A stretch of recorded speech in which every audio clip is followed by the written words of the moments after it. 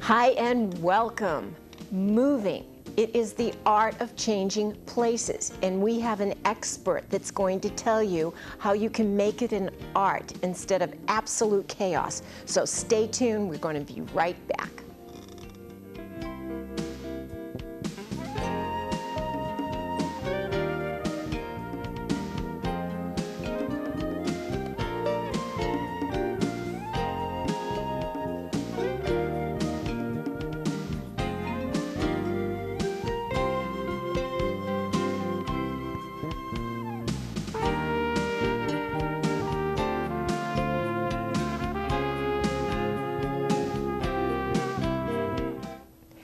Welcome. I have a wonderful guest for you this evening. So many of you have written in and asked me, Bobbi, what about moving? Moving is absolutely chaotic.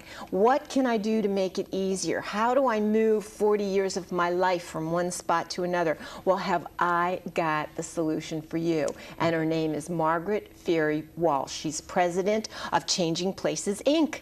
Welcome, Margaret. Thank you so much for having me. Well, I am just really excited. I finally have the expert that all the viewers have been wanting to hear from, because it is an art. We've been doing it for almost 14 years. At one point, nobody had ever learned anything about packing and unpacking to assist people. And now it's a huge industry, nationally and internationally. So I have lots of stories to tell. Well, I'm sure. How did you get to this point? I know you've had a wonderful, illustrious career, and I can tell that you really love doing this because your stories are fabulous. And you will hear some of these stories this evening, as well as some of the letters that have been written as testimonials. I started when I moved to San Francisco from Philadelphia. I had to create a business, and I opened up Rent-A-Wife. We did errands, housekeeping, and catering, and my first client asked me to move him to New York City. And I flew there and had my family come up from Philadelphia and help me move him, and it was so successful. It was a vice president from GE Capital. We had a ball, and it was such a gift that he went off to work, and we put things in storage, we fixed his apartment, hung his pictures, and he was blessed, and we were grateful. So that was the beginning. I thought, ooh, I have to do something and make a business out of this. And so it's gone on and on and on. And Rent-A-Wife is no longer that. You are now Changing Places, Inc. Yes. Okay. I've been in business almost 14 years, and we did, it was a more appropriate name. Yes, I was just going to say.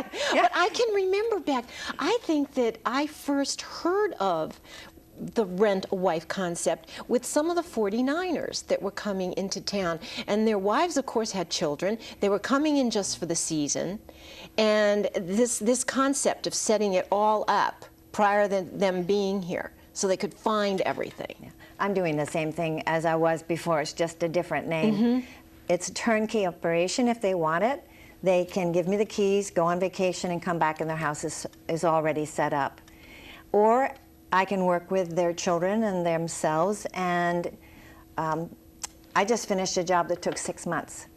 My client, who was an older person, had been she heard about me through word of mouth, and she had 4,000 square feet that needed to be moved to a 1,800 square foot space. And her house had 36 storage rooms, or spaces, big spaces, and she was moving to where there were accommodations for 6 storage spaces. So over a 6-month period of time, with 5 children coming from all over the world, we moved her into this place, and we just kept saying, this is a miracle, this is unbelievable. She ended up happy. All the children divided the things up. She kept the best for herself. She ended up with a little museum, and it couldn't have been done by herself or her children. There was, it's a very passionate thing to move. It's very difficult.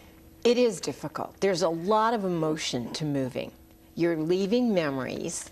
You're going to a new place. Yeah. Sometimes it's forced upon them. Yeah. Sometimes it's not happy. Sometimes it is. And even when it is happy, it's still chaotic. So how do you stay focused? Well, talking about the stress of this one, my client's husband had died 2 years before, and the children wanted her to move to a retirement home. I stay focused because I've learned over time I can't be involved in her upset because that doesn't serve them. So I stay in the process of their move, and I have supervisors that come, and I'm called in when I'm needed, and I make things happen, and I move things around and get things organized so that my supervisors aren't the ones that are in the limelight. I can come in and sometimes streamline the operation so that they go into a different direction. So, and I also fine-tune my crew to the people that I'm working with.